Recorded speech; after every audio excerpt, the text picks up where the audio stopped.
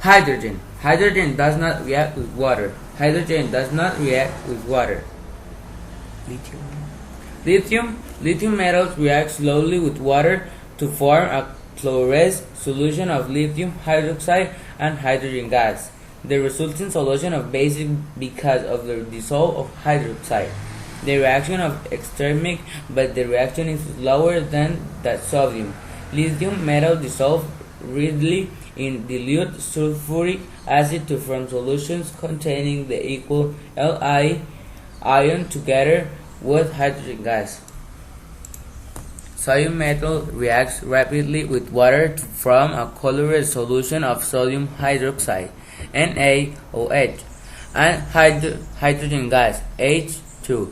The resulting solution of basic because of the dissolved hydroxide. The reaction is exthermic. Sodium metal dissolves readily in dilute sulfuric acid to form solution containing the aqueous Na ion together with hydrogen gas. Potassium metal reacts very rapidly with water to form a colorless solution of potassium hydroxide and hydrogen gas. The resulting solution of basic because of the dissolved hydroxide. The reaction is exthermic. Potassium metals dissolve readily in dilute sulfuric acid to form solution containing the aqueous ion together with hydrogen gas.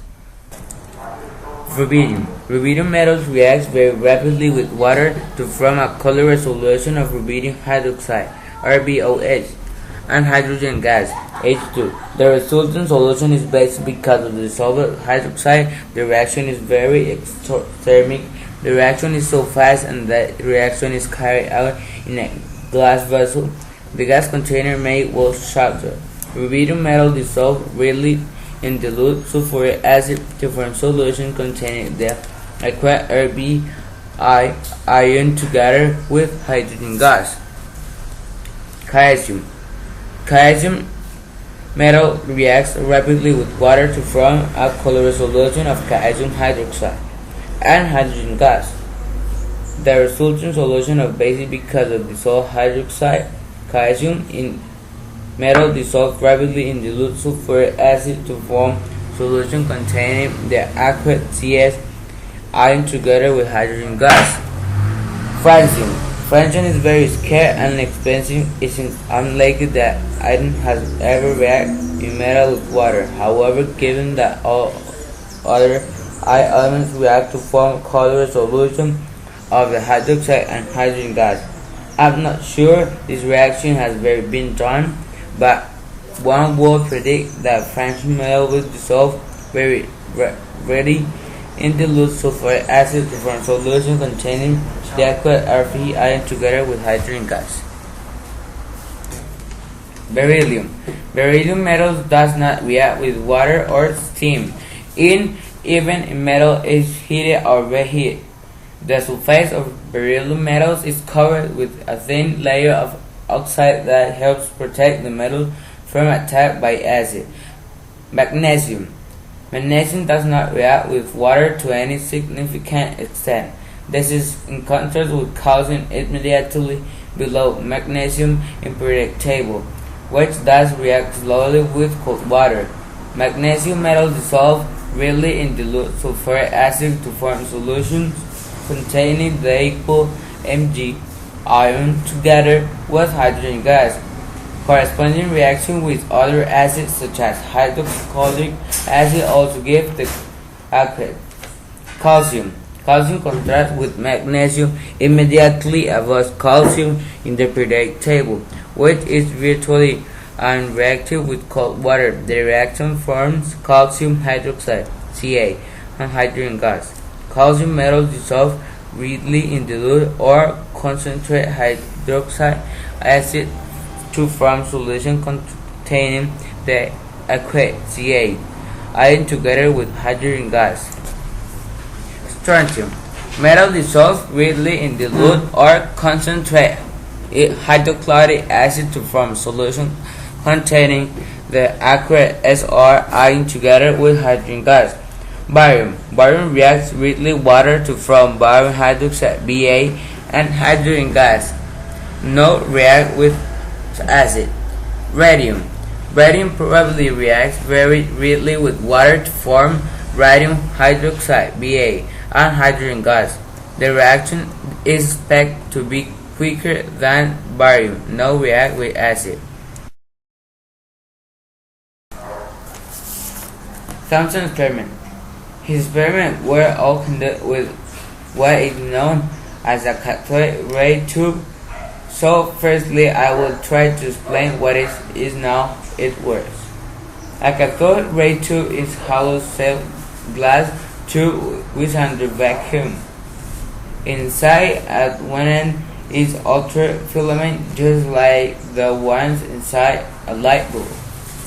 At the other is fluorescent screen with just like an old-fashioned TV screen. You pass an electrical current through the filament and start to roll. At the same time, you connect the filament and fluorescent screen together with an electrical source. This puts electrical field between the screen and the filament, and if the screen positive, then electrons form the filament with spin towards the screen, causing it glow. At the time Thomson shared his work, the glow observed on the screen was mysterious, and nobody knew what it was. They knew some sort of ray was coming from cathode, and that was some sort of negative charge emitted from cathode to be causing electrical current flow in the circuit between the screen and the cathode. Thomson set up cathode ray tube with and placed a magnet above the path of the rays.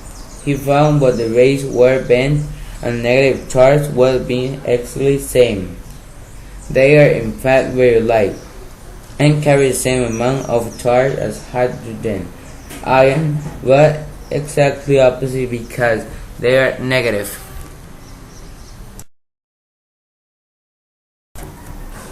Room for experiment. The room for experiment is one that involves the gold foil begin hit being an alpha particle. Some alpha particles were deflect, while others continue a straight path.